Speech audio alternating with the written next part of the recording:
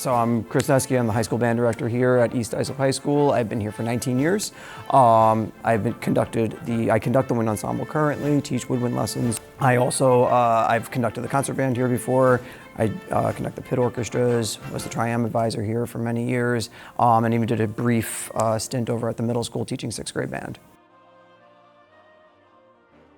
Great. So I think my teaching philosophy is surrounded by the idea that I'm not looking to create 45 future music educators. I know that people are probably going to stop playing after their senior year. I want them to continue to play, but I'm realistic in knowing that they're probably not going to. However, I want to create an experience over their 4 years in high school that makes them lifelong consumers of arts. I want them to appreciate the arts. I want them to appreciate culture. I want them to go into the city and see a New York Philharmonic concert or go see something at Carnegie Hall. I want them to have that with them for the rest of their lives. So that's kind of what shapes how I teach in the classroom.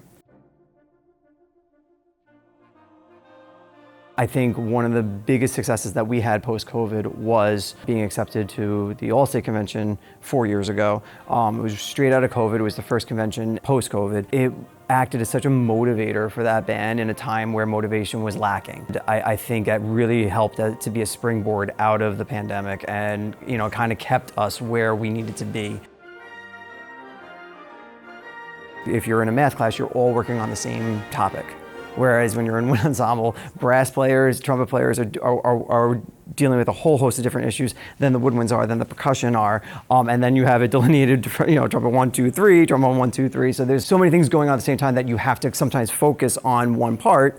And you would think then everybody else would be unengaged. And you probably saw this today in rehearsal, where you try to involve everybody else while you're working with one section, asking them what their opinions are on things, trying to keep people engaged as much as possible. That also kind of keeps the flow of the rehearsal going so that when it's time to put things back together, everybody's already engaged and we can keep going.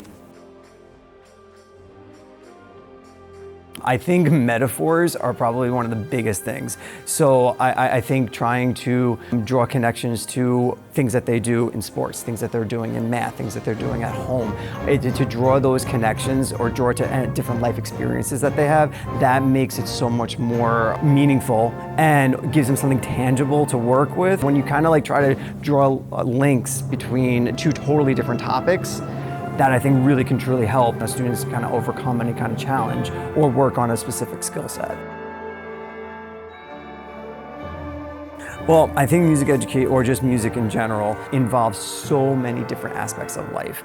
You're talking about, obviously what you're hearing, physicality. When you're playing, you're talking about history. I think music just ties everything that we do together if it's taught effectively.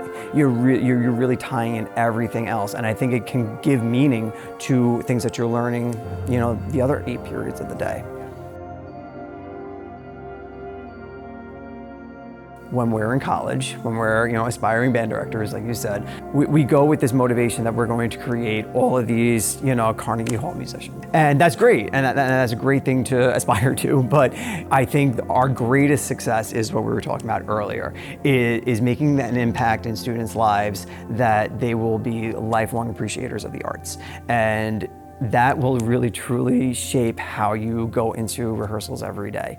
My primary mission is to shape students to be good citizens of society. Well, thanks a lot. All right, my man. Thank you.